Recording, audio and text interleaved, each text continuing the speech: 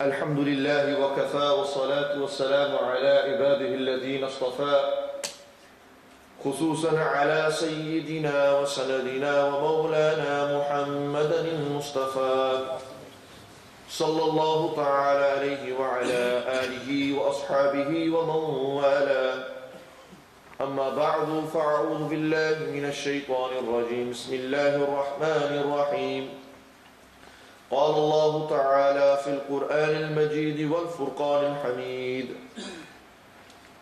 يا أيها الذين آمنوا إنما الخمر والميسر والأنصاب والأزلام رجس من عمل الشيطان يا أيها الذين آمنوا إنما الخمر والميسر والأنصاب والأزلام رجس من عمل الشيطان فاجتنبوه لعلكم تفلحون صدق الله مولانا العظيم إن الله وملائكته يصلون على النبي يا أيها الذين آمنوا صلوا عليه وسلموا تسليما اللهم صل على سيدنا ومولانا محمد معدن الجود والكرم ومنبع النور والحلم وعلى آله وأصحابه أجمعين الصلاة والسلام عليك يا سيدي يا رسول الله وعلى آلك وأصحابك يا سيدي يا حبيب الله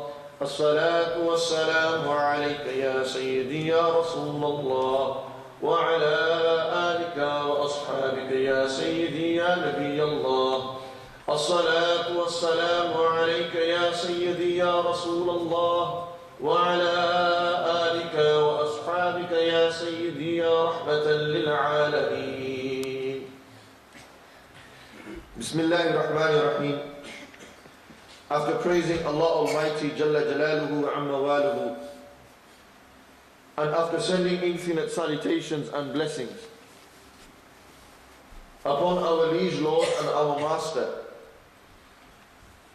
the beloved of Allah Almighty, the jewel of creation, the leader of all of mankind on the day of judgment, the first for whom the doors of paradise will open, the one who will be the first to intercede and will be granted al-maqam al-mahmood, none other than Sayyidina Muhammadur Rasulullah sallallahu alayhi wa sallam. And salutations and blessings be upon the noble companions and the blessed household and family members of our Master sallallahu alayhi wa sallam.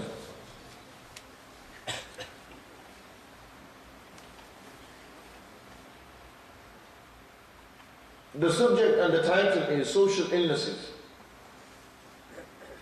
To be honest with you, from the relative inexperience that I have, or short experience that I have, on talking about this subject, in 1 hour, I think the most that I can achieve will possibly be that it strikes something in your mind, and you begin to think about it. Hopefully in a different light.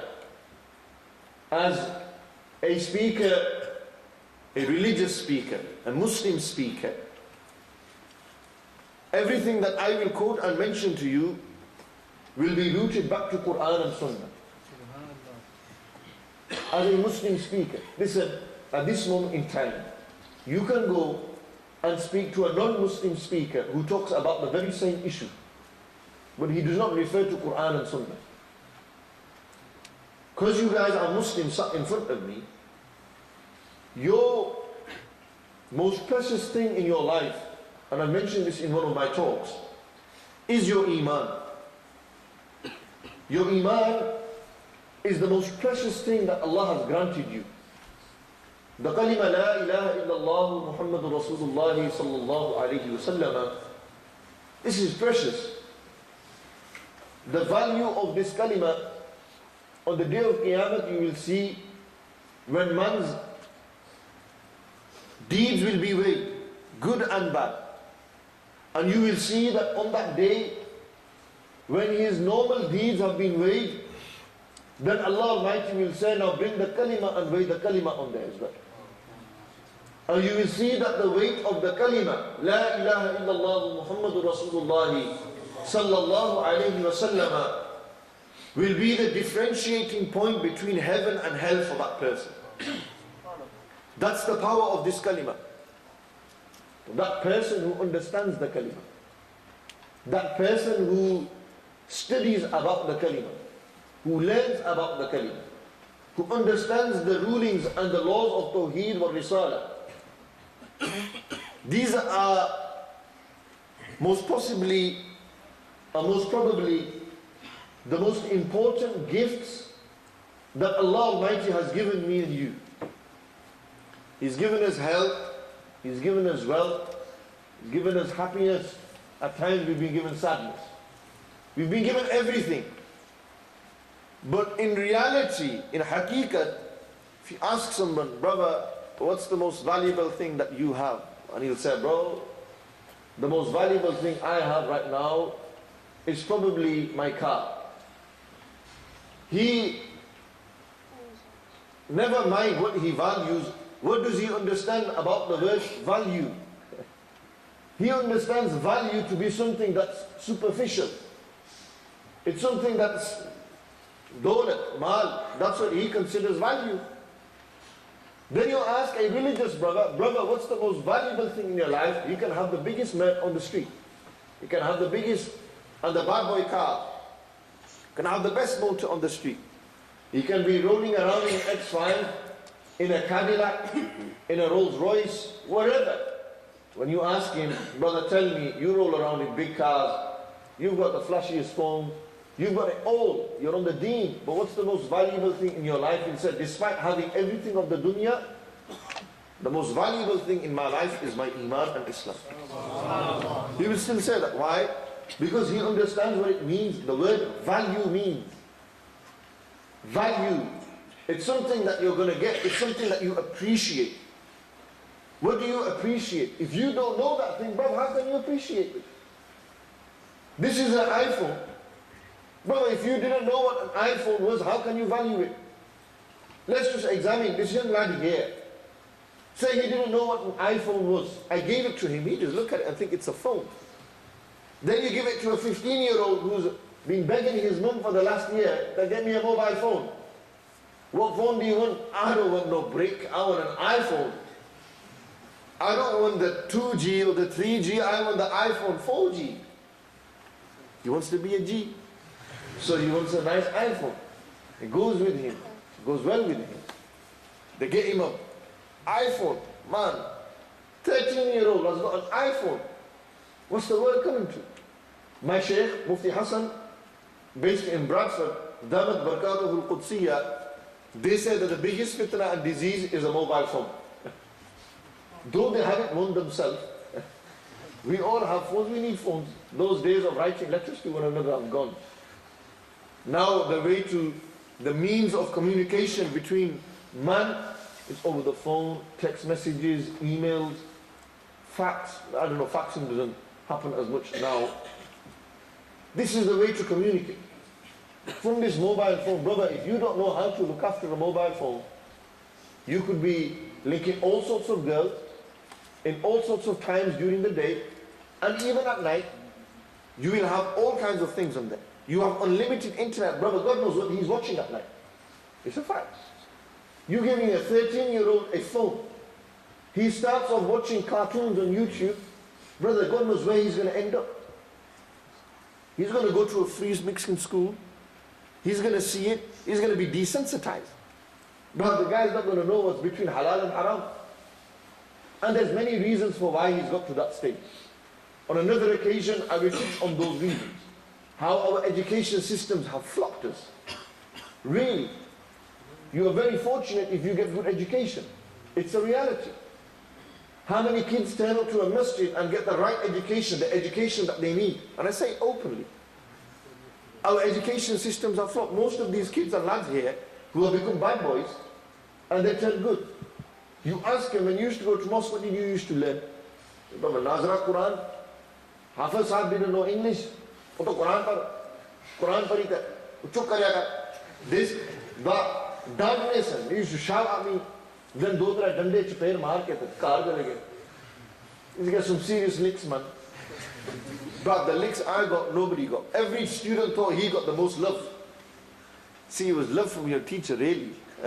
Now it's considered a crime. It is a crime. We shouldn't be hitting children. You teach with love. Bring me from the life of our Master Sallallahu Alaihi Wasallam. One instance when they raised their hand to a child. But tell me, bring me one hadith where the Prophet ﷺ slapped a child. No. When they wanted to discipline a child, certainly they taught this. When Hazrat Imam Hussain, when there was dates gathered in Masjid al-Nabawi, and they had gone and they ate a date. Remember, sadaqah for the Ahlul Bayt is not allowed. When Imam Hussain had taken, he was a child, only 6 years old, 5 years old. Nabi alayhi salam went, took hold of Imam Hussain, radiyallahu anhu. They put their finger, blessed finger, inside the blessed mouth of Imam Hussain, and they took the date out and said, Hassan, we're not allowed to eat these things. Discipline. They didn't shout at him. So, I can talk on that subject as well. How we should nurture children. How we should bring up children. Not that I'm an expert in this. But maybe you might get into somebody's head. Maybe we might learn something. Okay. So there's many reasons for why our kids... And truly, we are living in a very testing time. Brother, the amount your iman is tested, but you walk out of this door and you will see out there a girl in a skirt. Yaqeenan, the biggest mullah of all time. If he is weak, if everyone has, he will have that one glance there. That's how weak we are, brother. That's how weak we are. It's like this. Sometimes it's like this. Like in the cartoons. Have you seen it? Scooby-Doo or whatever. They have it. Whoa, holy guacamole. But what in here? What's happening here? Some people are so weak that, they look at the opposite sex. They look at next man's sister. He knows it's next man's sister, and you look at her. But what kind of friend are you to him? Tell me. Let's be honest. What a big problem and disease in our society. That our Muslim brothers and sisters walk hand in hand into cinemas. But they walk hand in hand into Star City. You go there, you'll see it. On Eid day, it's packed. Muslims. Da'iful Iman Muslims. Weak Muslims. A fitna of our time. And our Master Sallallahu Alaihi Wasallam, such was the greatness of their knowledge, that 1400 plus years ago, Nabi alayhi salatu salam told his ummah and told his followers that one of the signs of the final hour will be that alcohol will increase. There used to be billboards full of alcohol. Football teams were sponsored by alcohol. Carlsberg. Remember when Liverpool was sponsored by Carlsberg? Now there's other football teams that are sponsored by Carlsberg. Copenhagen, I think, is a Danish alcohol. You know, innit? Yeah. He's a good friend. He's come all the way from Burton for my talk. With a lad from Bradford, they come just for my talk. And for a bit of a bite to eat afterwards as well. They're like Mehmane Khususi to me. Those lads who travel, hundreds of miles just to listen to a nakama like me. Brother, I've got to give them respect. How can I let them go home empty-handed? Even if it's a dua that I give them, that Allah bless these brothers. And Allah bless their lives. Don't expect no burgers from me, mate. I'm giving you everything. These are problems that we're facing. Serious problems and situations. Look, how long are we going to brush it under the carpet? No, khair, my putter's fine. Bruv, you know your son's a drug dealer. You know your man's an alki. He's out there drinking. I don't know how many here are drug dealers or alcoholics. I don't know. Many of you look like practicing Muslims or halfway there. Many of you seem to be. Wallahi, most of these talks, I never expect any alcoholics to walk through these doors. Bruv, I don't expect no drug dealer to come through here. They're not going to come to a mosque. Do you really think next man is a drug dealer is going to walk into a mosque? Bruv, the whole of Walsall knows who this geezer is. They know he's the biggest dealer walking. He ain't going to walk into the mosque. And if he does, then Allah's had rahmat on him. Allah's had His mercy on him. When they see mosque, bro, it's a put off. When's the last time any Buzurg sitting here would tell you that the mosque was this filled with youngsters? Tell me. You don't get it. Why? Why aren't young lads going to the mosque? Bro, have you got a problem with the mosque? Does it smell? Are you too good for the mosque? What is it? You know, when you ask the young boy, Imam Sahib, I've had experience. I've been to mosques where they dance, they shout at me. If I stand in the front, sir, pichao it out, nikah. If I do azan, or tu ko ne azan karne na? Tu masjid aaya tha. You just come here, what tu samjhna hai? Malak nahi kya masjid na? You think you're some chaudhry? You think you're in charge? That one experience, brother, it's put him off the mosque. He don't want to come back to the mosque. It's true, innit? Now, this one might hurt, this point that I'm going to make. You know the opposites, you know who I'm on about. I don't have to describe them, do I? You know how they welcome everyone in. Bismillah, very meeting. Oh, deal. Come here, sit here. Now we go play football together. Now we go do this with you. We'll go do that with you. Brother, I'll treat you, man. Don't worry. Man's on, he talks about benefits himself. It's haram. The man's on benefits himself. He says, brother, he does it himself. And he goes, come. And you know what happens? A Sunni young lad, born in a Sunni family, honored with Islam and Sunniyat, has gone to the other side. Why? Because that other guy, he smiled at him. Brother, Sunni smile. It's our sunnah. The sunnah of Rasulullah sallallahu alaihi wasallam. Haqiqat. It's the way it is, man. It's true. How many, I know young lads who have grown up with, they go, there's no politics, there's no this, there's no that. And that's what we want to see. At that age, that's what it is. So there's many problems. Brothers and sisters, brothers, there are many problems. Drugs is a big issue.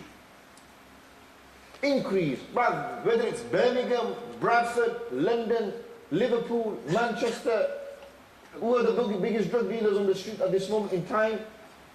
I'll say the Pakistanis. Is that Pakistani lad? The man's running the show.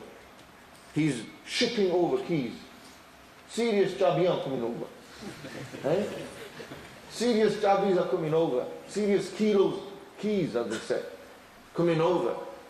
Man's got his own yard, dividing, multiplying, breaking it, partitioning it. You're going to deal with this in your territory. Bruv, you can't come into my territory. Gang warfare. This is like GTA in real life. It's like Grand Theft Auto. Who's played Grand Theft Auto? You know it. You play Grand Theft Auto. You know how it is on GTA. What is it? Where have you got to? GTA 5 now? Subhanallah. He's been playing it well, man. He's up to date with it. GTA, look at, they put bad boy there, you have a gun, and you have 10-year-olds playing games like that, man. Come on. You got 10-year-olds playing Call of Duty. 10-year-olds know about AK-47s. They know about the latest gun. Who plays Call of Duty here? Be honest, don't need to. Call of Duty. If I was to ask him, tell me, how many kills have you done? Whoa, how many kills? Brother, how many namaz have you read? I can't on my hand. Brother, how many kills? I've got a full list. Let me go check it on my PS3s. The data's recorded, it's stored on there. And I'll come back and I'm champion. I play online now, Imam Sahib, I'm online. My mum got me Wi-Fi. I'm online. I'm playing online now. True, innit? Young lad knows what Wi-Fi is. Yes, we live in a world where it's moving fast. We need to know about these things. We need to know good and bad. We can't allow children to become complete vegetables sitting at home that don't even know what's happening outside. And we can't make them become so shy that they're outside and they're never inside. There's got to be a balance. You've got to find that balance. That's the key word in today's talk. But find the balance. Go away and think about what does it mean to be balanced. If you can find the balance in your life, then you fulfill a sunnah of Rasulullah Khairul umuri awsatuha. The best actions are those that are done moderately.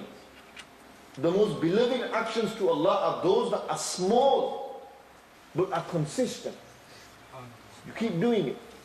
Not that Milad Sharif, Yarmi Sharif, Puri Raat, Ibadat, Fajr time, man kroke mata kroke. He's asleep. It's true, innit? All night you've been doing Ibadat, and what was important, Fajr, Fard. Bruv, you missed your Fard. Nobody can say Fajr is not important. Bring me one mullah that will say that. Nobody can say that now. Fajr is important. Everything else is mustahab. It's preferred. If you do it, you will be rewarded. You'll get closer to Allah and His Rasul sallallahu alaihi wasallam. Fajr namaz, bruv, you have to do that. So he gets into that mode where he's in it deep. He's doing tahajjud before he's even reading Fajr, and then he steps for Fajr. Tahajjud is nafal, it's not even fard on you, it's not even sunnah on you. It's nafal, it's optional. If you do it, you're rewarded. If you're not, khair. So these problems that we're facing, drugs, alcohol, and free mixing is what I've been asked to talk about. Really, in 1 hour, it's hard to talk about all three. But there's one thing that I can relate to you, and you will find. Sadly, today, there are some girls out there, they like the bad boy looking boyfriend. It's true. The guy who's got the car, he's got the swagger, got the walk, slicked out beard, he's got it all. Well known, respected on the street, he's got a sick motor, you know. He wears the tight jeans. Bad boy girls, sadly, reality, there's some girls that they think like that. This is the ideal husband. Izzat and respected. She knows that I'm going out with the biggest drug dealer. Isn't it? This is what some people look for. How do they lure you in? You know, this grooming business that has been going on in Rochdale and different places. How do they lure the young girls in? Yeah, drugs, try it. Get them drunk, get them, sleep with them, do haram. Manipulate them. Tell me if it's not true. And who's doing it? Muslims. Muslims are doing that. We should be ashamed of ourselves. That we're Muslims and that's what we're doing. Oh, they're non-Muslims, innit? Doesn't matter, brother. It's a human. Somebody did that to your sister, how would you feel? Tell me. Brother, your blood will boil. You don't want to knock him out. But you allow it, bring non-Muslim in it. She's got parents. What do you think? Where's the... And the sad reality is, this is a fact, that we have become desensitized living in this society. You know the sensitivity levels? Who's played Spider-Man? He does that in a sense, spider sense. In it. The spider sense. Our human senses, they're decreasing day by day. Desensitized. Simple thing as TV. When you make a child watch the opposite sex on TV, she's half naked on EastEnders. But you're desensitizing the child. He's getting used to it with his eyes. Then he's growing up, he's going into a society, into a free mixing school. They're doing PE together. It's true, it's a fact. Then you see it more desensitized. He's having what was limited interaction with the opposite sex, 6-7 hours a day he's meeting them in school. But then there's still that restriction. You're in school, you're in a uniform. There's that limit. Your iman holds you back. But then when he gets to A-level running, bruv, he's becoming even more relaxed, even more desensitized. It's normal. Imam said, if I don't talk to a girl, they're going to think I'm a geek or something. They can think I'm, homosexual. I don't talk to her. It's true, innit? Some lads, they reply this to me.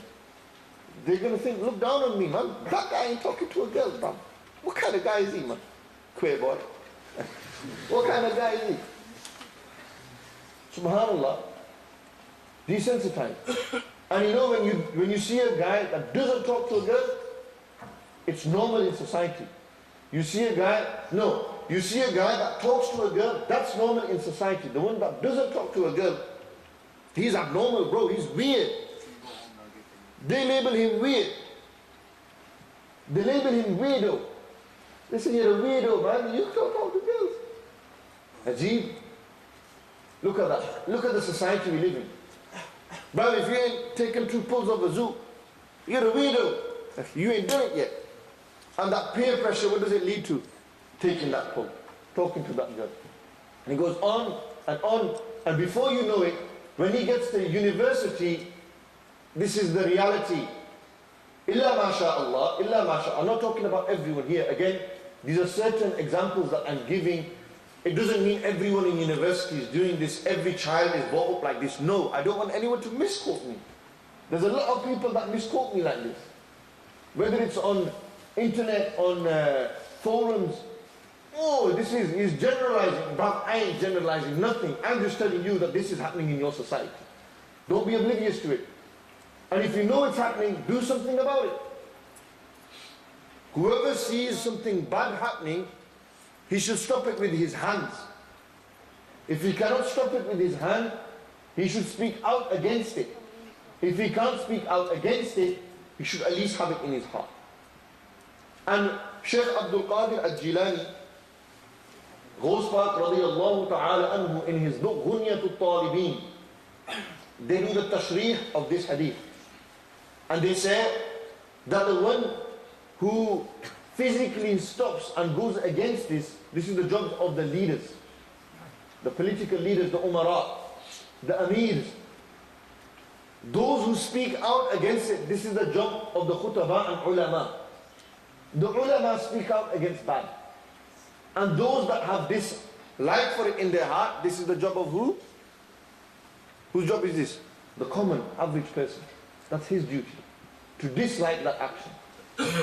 But if we had that systematic discipline in our society, we could implement that.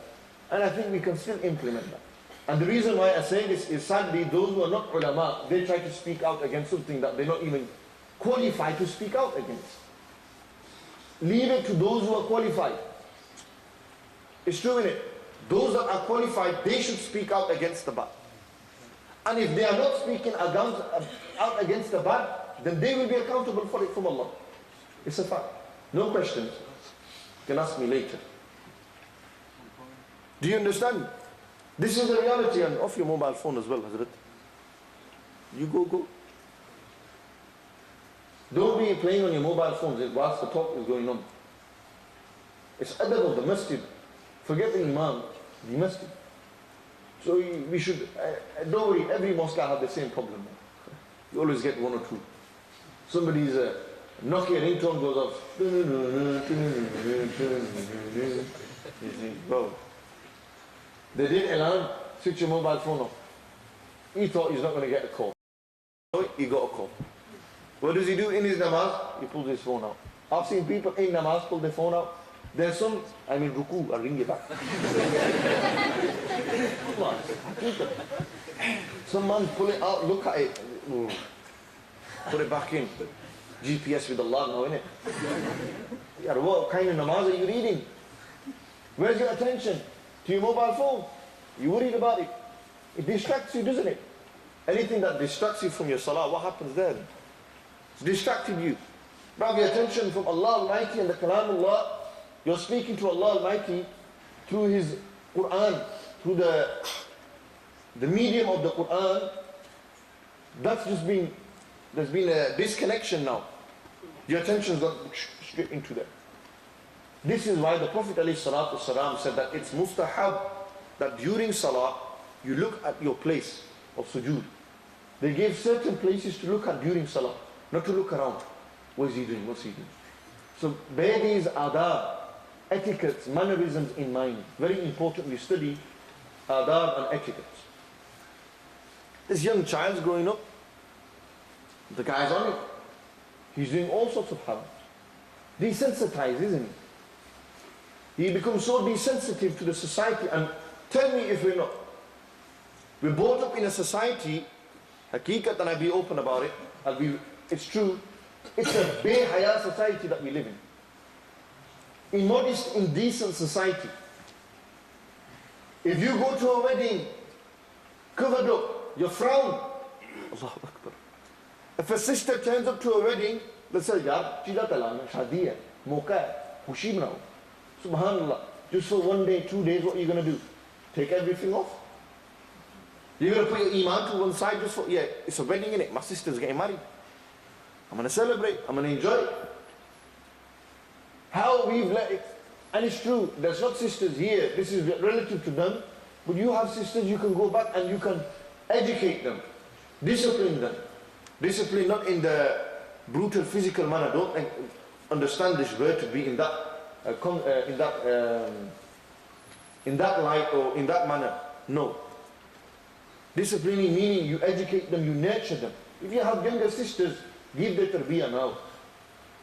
Let them get into the habit of wearing the hijab now. But when she's 17, and you're going to tell her to wear a hijab, she's going to say, Mum doesn't wear a hijab. Why should I wear a hijab? Why should I wear a hijab? Tell me. They say that, innit? These are the answers that daughters give to their fathers and their mothers. It's how you bring your children up. How have we been brought up? Sadly, it's a fact. Our parents have failed us as well. They've not brought us up and how we should be brought up. Some parents have brought their kids up like janwar. I tell you, like animals. They've not nurtured them, educated, nothing. They are vigilantes, bruv. They are loose cannons. They don't know how to stand, they don't know how to sit. Who's at fault there? Will you blame the 7-year-old? It's not his problem, it's not his fault, he's a kid. You say to the father, what are you doing, man? How are you bringing your kid up? How are you nurturing your son? How have you brought him up? And when it's too late, then they say, Imam sahab, karo na madad. Dua karo na, phook maro na, phook. Itni umeed hai phook par. Phook maro to putta theek ho jasi. Subhanallah. You probably go to a dodgy peer. It's a fact. Today I see that speakers from other schools of thoughts and whatnot, they talk about dodgy peers and every peer is great. That's what the Sunnis think, every peer. Nah, bruv, you will find dodgy peers. Some of the most corruptest peers you will find. They steal money. We don't say they're from our way, we don't follow them. But I don't know where you got that information from. We follow those who are of the tariqah of the Prophet sallallahu alaihi wasallam. We follow those people. We don't follow those jali peers that are after money, that rinse people. They don't care about their murids. We're not from those people. No. We are connected to those who are connected to the Prophet ﷺ in a continuous chain. That's just a point to clarify. People think that, yeah, this is, nah, bro, you got it wrong. You got it completely wrong. That's not the way. Find that man of Allah that when you see him, he reminds you of Allah. Find that person, when you see him, he's an embodiment of the Quran and the Sunnah. His standing, sitting, talking, walking is Quran and Sunnah. These are the people that you need to find. Ala Hazrat Azim al-Barkat, Mujaddid al-Din wa Millat, Imam Shah Ahmad Radha Khan, alayhi rahmatu wa ridwan. They wrote down the conditions of finding a sheikh. They clearly said it. The first condition, he has to be an alim of the deen. He's got to be a learned scholar. If you ain't got a learned scholar sitting in front of you, how much is he going to guide you? Tell me. So these are things to bear in mind as well. He's desensitized. He's growing up. By the time he's got to university, he's sleeping with girls. It's normal for him. But it's sad. That's how sad it is. It's normal for him. He's so deep-rooted in zina, adultery, fornication. You know, these are topics that we need to talk about. That Allah subhanahu wa ta'ala, Habib alayhi salatu wassalam, they clearly said that La yazni zani hina yazni wa huwa mu'min. That there is no zani who commits zina at the time, or who at the time of committing zina is he a mu'min. The Prophet ﷺ said that person that commits zina, he sleeps with another woman, he commits adultery. One of the worst cases of zina is to sleep with your next door neighbor's wife. And you will find that. Affairs going on. Muslims have become so weak, they succumb to the carnal desire so much, so weak, we can't help it. And it's true, you're desensitized. When you give him that mobile phone, he's going to watch pornography on it, I'm telling you. He's going to get to that point. You give him that freedom, expect that. There's a price to pay when you give these things. If you don't have a leash on them, and I don't mean for that to sound derogatory, it's reality. If you don't have control over your kids, They'll be doing all sorts under your nose. You won't even realize them, no. But they know everything that you're doing. You think they're stupid? You think your kid doesn't know what you do at night? You think your kid doesn't know how you earn your money? These kids are smart today. These kids are sharp. They know everything that's happening on the street. They look around, they see everything. Every action, every movement that we do. They look up to us. So how do we move? How do we act? Bruv, he does it, we'll do it. You know the Sahaba, they were very, very particular in the actions that they did in front of young children.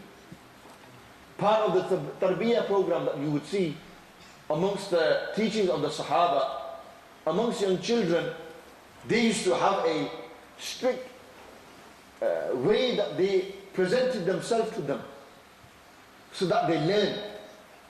Some of the time, if I tell a lad, don't do it, don't do it, don't do it, what does he do? He does it. He still does it. Sometimes you don't have to tell him, he just looks at you and he thinks, I shouldn't do that. Look, a little baby, little child, 3 years old, example. You tell him, na kariyan, don't do it. What does he do? He'll still do it, he'll still eat. But if you don't do it, he will see that, and if you're walking towards somewhere and you change direction, he'll follow you. Young children do that. They see. What do we show these people, man? What do we show these kids? And when they watch movies have desensitized badly. There's pros to these things, and there's very, very severe cons to these things as well. There's positives and negatives. Sometimes by watching a movie you learn something. Other times by watching a movie you learn the opposite thing, the wrong thing. Our kids are watching movies. Man, 14-year-olds on Eid are linking up together. I knew when they were 17, 18, even then, 2021, you're working, you link up. 14-year-olds are linking, where do they go? To a cinema. How much is a cinema ticket today? Someone tell me. Cinema? Don't be shy. About £8. He knows. Anyone who says it, they know they're going to get it from me. £8. You asked you. It's fine. £8 for a cinema. £8 to waste your time watching a movie on a big screen. If that is not hypnosis, tell me what it is. If that is not you under control, tell me what is. But you're on a leash. The devil's got you. Sickly as well. He's got you badly. If you can sit there and watch a movie for 3 hours, precious 3 hours, oh, there's something seriously wrong, man. How can you sit there for 3 hours and watch a movie? I don't think that I've never watched a movie. I've watched my fair share time of movies. You talk about Scarface, I'll tell you who Tony Montana is. Of course I know him. Talk about American Gangster. You talk about Goodfellas, Casino. You talk about Don Vito Corleone's Godfather trilogy. You talk about Donnie Brasco. We've seen it all. We've seen Pacino in his prime. We've seen Heat. What did you learn from those movies? Tell me. Young children, they don't learn the lessons that we learn. Loyalty is taught in these movies as well. You see loyalty in them. They preach that. What does it mean to be loyal? What do they learn? They see the action, wham, bam, all that. They don't look at nothing else. You watch Rambo. Who's seen Rambo? These kids that watch Rambo.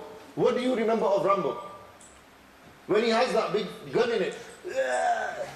He's doing all that with his lip and whatnot. Sylvester Stallone. That's what you're doing, isn't it? You remember that, don't you? You know what I remember of Rambo? This was a lone soldier who served in Vietnam. Look at the story. Yeah, and he was mentally, he had it, there was something wrong with him.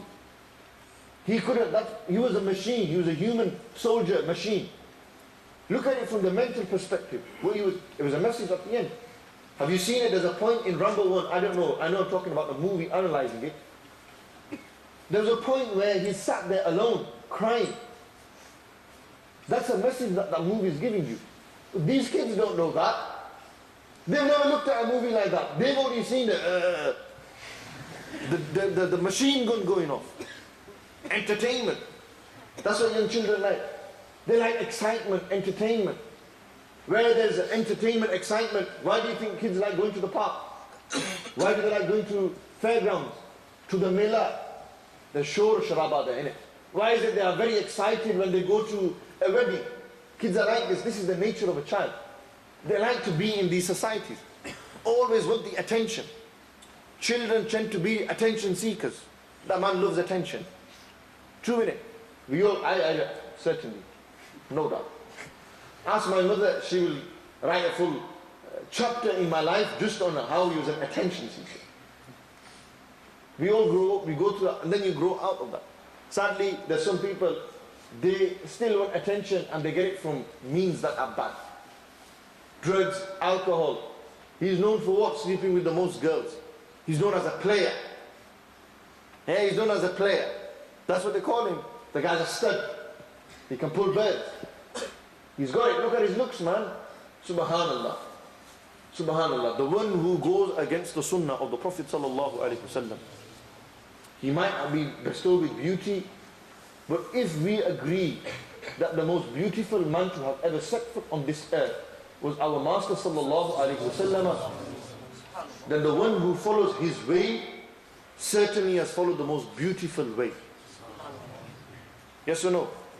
Simple analogy, isn't it?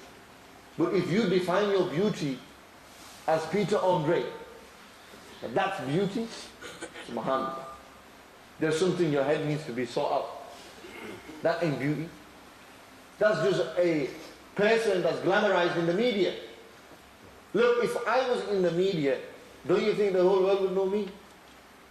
It's true, innit? If I was on the media, if I was on Sky News, if I starred in a movie, imagine that. Imam Asim in a movie. It'd be crazy, man. There's no script we follow, we make our own scripts. Imagine. Don't you think people would know who I am? Don't you think they would know who Maulana Abdul Qadir is? Don't you think that if he was in the media like, look how big media is. Attention, one story headline in the news, and man, the guy's got attention. He's known in it. It's true. Look how powerful the media is today. It's such a powerful thing. Powerful organization. It's a superpower, I'm telling you. One story, a headline, that petrol's about to run out and you will see everyone flocking to the petrol stations. Yes or no? Truly, there's going to be an eclipse. Every person you will see, there's going to be an eclipse. Who told you? The news said it. They made an assumption. Or they made a calculation that there will be an eclipse, a solar eclipse, a lunar eclipse. Yes or no? Media, isn't it? Word spreads fast. Today, Manchester City won, what score? 3-1. How does everyone know that? 3-1, yaar. 3-1, innit? I'm sure, yaar, I checked it here, man. 3-1. Yaya Torres scored, Carlos Tevez, and Edin Dzeko. Dzeko was the call. Yeah, I know, I'm up to date with football, don't worry. You got to be up to date, innit? If I don't talk about Manchester City, you think this kid's going to sit here and listen to me? He ain't listening to me. Hey, another Maulvi is coming here. Who's he? So he's going to say to me. When I say Manchester City, they got a big smile. Ooh. Then he's thinking, what team does Imam Sab support? Well, I've said it, Manchester City. But that's only because they have a lot of money. Anywhere there's money, there's a Maulvi, yeah? Anywhere there's money, there's a Maulvi. No, that's a joke. Don't take that. Some of the greatest ulama, they lived a poor life. Sufiya, awliyaullah, Bishr Hafi, Fudayl ibn Iyad, Sari ibn Mughallis al-Saqafi, Junaid al-Baghdadi, the greatest men that set foot on this earth. Men who revolutionized their societies. Men who were embodiments of the Quran and the Sunnah. And we sadly in the world we live in lack these men. There's not enough of these people left. True men who have disconnected. And remember, the one who disconnects from the dunya in this Western world, he's a weirdo. He's a weirdo, isn't he? He's not normal. Bruv, he ain't wearing G-star jeans. He ain't normal. Until he wears that, then he's normal. See how the world we live in, what is termed as being normal is behayai. It's a fact. What is termed as being normal or accepted is somebody who is against the Quran and the Sunnah. That's the world we live in. And I made a point earlier in the speech, the connection that you'll find with these three things. Nabi alayhi salatu salam said, اجتنبوا الخمر فإنها أم الخبائث وكما قال عليه الصلاة والسلام. Stay away from alcohol. Why? It's the mother of all evil. When you get drunk, bruv, that's when you sleep with women. Unless you are intoxicated in your desires. And understand what I'm saying there. Look into what that means. It doesn't mean necessarily you got to be stoned or drunk. You could be so deep lost in your own desire. You struggle with your sexual desire. It's a fact. In the world we live in, it's a big problem. Some people are smiling, subhanAllah. It's true though, innit? It's a reality. We all face it. It's a big problem. What's the solution to that? Is the solution go find a girlfriend? Take it out on her? Is that the solution? Or is it getting married? Then again the question arises, are you ready for marriage? That's another question. Imagine you got you married and then you divorced in 2 weeks. Because you don't know how to handle the woman. Or you don't know how to treat her right. Or you don't know how to educate yourself. Our day and time is filled with filth. That's why, that's all we know. If our day was productive, if we had a productive day that was filled with good, positive activities, they were filled with learning about Islam, going out and working, do you think that person would have time to think about all this haram? And when you need a kick, what do? You'll go for it. You'll do anything. Young lads will do anything to release, yes or no? It's a fact. We're all guys here, there's no sisters here listening to this event. It's true. We'll do anything. Sadly, masturbation, big problem. I'm going to say it. It's a massive problem amongst young lads. What's the ruling on that? Haram. There's no question about it. What about watching pornography? Big problem, isn't it? When you watch these things all the time, you become desensitized. You become desensitive, so desensitive, that you think, now I've seen it, what do you do next? I've got to do it. I've got to go out and do it. And what does it do? When you watch these things and you do these things, brother, it's corrupting your heart. It's corrupting your soul. You become corrupted. And when you become corrupted, you enter into darkness. You become heedless. You don't care who it is, you'll do it with anything. And anyone, it's a fact. You will see, he finds it very funny. I'm glad, I hope he's married. You're married, alhamdulillah, shukr. He can laugh because he's married. It's true, innit? You will find, this is why there's a hadith of the Prophet sallallahu alaihi wasallam. There's 3 types of people. On the day of Qiyamah, Allah will not look at them. Allah will not talk to them. They will be distanced from the fragrance of Jannatul Firdaus. And these will be those people who they will not be purified. And then the Sahaba said, Ya Rasulullah, who are these people? And Nabi alayhi salatu wasalam said, Shaykhun Zani, an old man that commits adultery. Old, 50, 60, and he still doesn't have sharm and haya. It's sad, innit? You will find old men walking into brothels. You'll find young lads walking into a brothel. And if it's not in his own area, bruv, he'll go out of town. He'll put that £100 just to go lick that bird. I am on Facebook, but what does it do? This is one very, very negative of Facebook. The potential of free mixing. It's a fact. You can add anyone, doesn't matter. He looks Sufi, she looks religious. They could turn out to be anyone. Who do you know what's on the other side? Look at the dangers. You could be caught out. It's a fact. We've got to learn from these mistakes. It's the reality. These are big mistakes that we make, all. And we've got to learn from them quickly. And we've got to make dua to Allah that Allah put parda over us. He covers our sins. He does sattar on us. For certainly He is sattar al-uyub ghaffar al-zunub.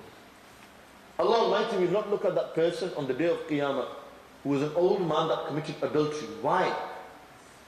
Because he's reached that age, he's got that old, and he's still committing adultery. Man, he's not learned his lesson yet. He doesn't deserve to be spoken to on the day of Qiyamah. He doesn't deserve to be purified. Did he ever keep himself pure in this world? He was always committing zina, doing haram.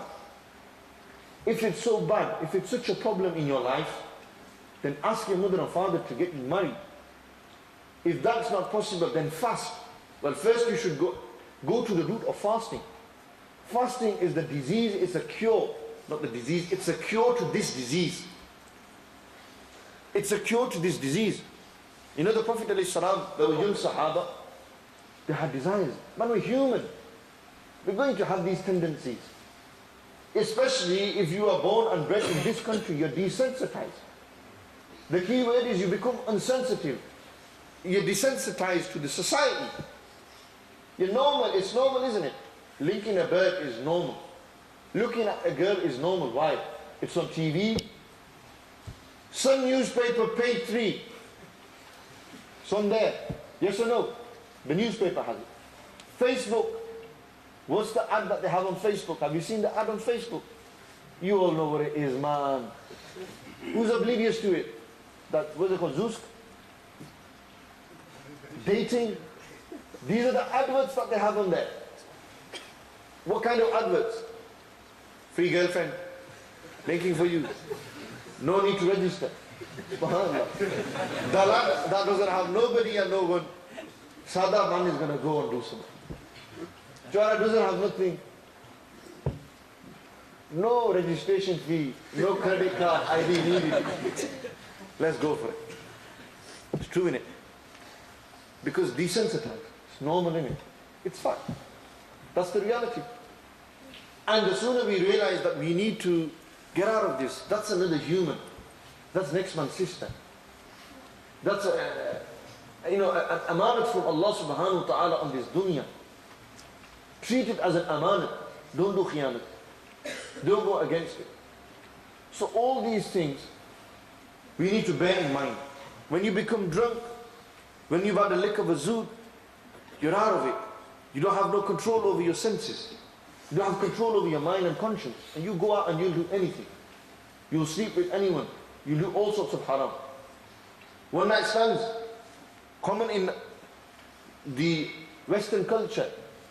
Friday night, party, club, drink until you're whacked out of your head. Go home, or go home with someone to her flat, her house. Do all the haram. And one night stand, never see that person again. Make her pregnant. Why? Drinking, in it. Why do you think Islam has said drinking is haram? Maybe one sip might not cause intoxication to, but why? That one sip, it will lead to a 2 sip. It will lead to the 4th sip. And before you know it, you're drunk. That's why Islam says haram. Khalas. Why do you think free mixing is haram in Islam? It's frowned. If I said this in a Western society, a crowd, you're Muslims, you can understand. I'm a weirdo. I'm a weirdo. I'm considered weird for saying this point. But it's true. If I said this in a Western society, that Islam doesn't allow free mixing. What kind of religion is Islam? That's barbaric. It's barbaric. That's what they say. They're telling me all these problems you have in this country, the divorce rates, the broken marriages, domestic violence, you name it, drugs, alcohol. This is what the West gives you. You adopt Islam, and I swear by Allah Almighty and the Prophet sallallahu alaihi wasallam, you will not find any of these problems in Islam. If it's truly implemented. If it's truly implemented. Remember, there was a time when a woman, she could be veiled and she could walk freely on the streets of Makkah Sharif and Medina Sharif, and she will never be looked on by a Muslim man. There was that time. There was a time when a woman had honor and respect in society. It's not honorable to let your woman go out half naked. That's not honor. Which sane person will say that's an honorable thing to do? We as Muslims don't consider that honorable. But brother, it's not just about sisters, it's what we do as well. How do we show ourselves?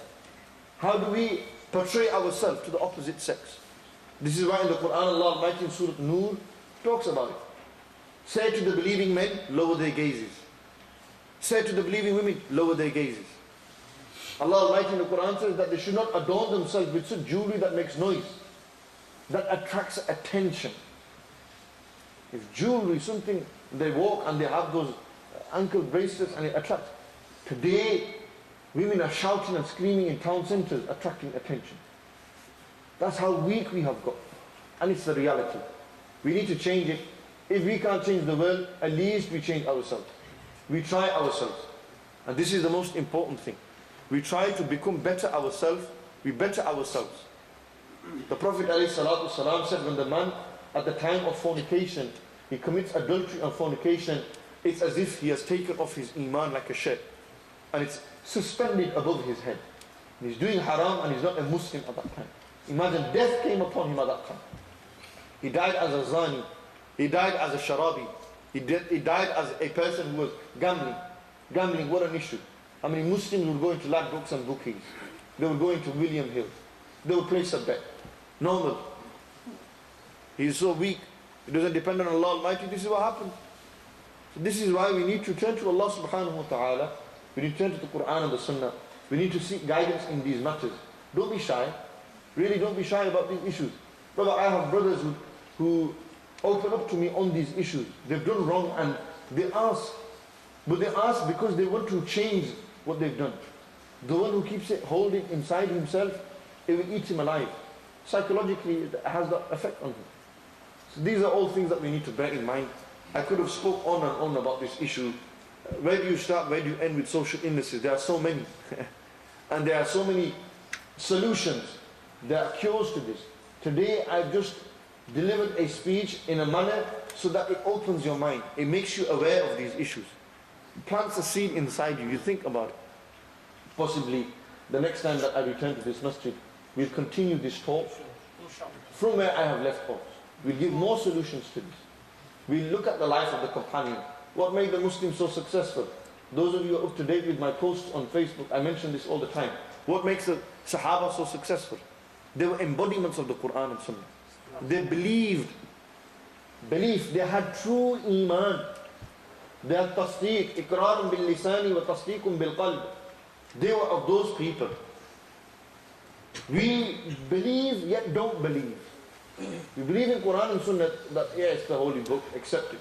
But do we truly believe? A person who truly believes, iqrarun bil lisan wa tasdeequn bil qalb wa a'malun bil jawad wa bil arkan. You know, he physically acts upon the belief of the Quran and the Sunnah. So this is what we need to look at. May Allah subhanahu wa ta'ala give us all tawfiq to act upon what I've said. Most certainly Allah give me the most tawfiq to act upon what I've said. Allah forgive us for our major and minor sins.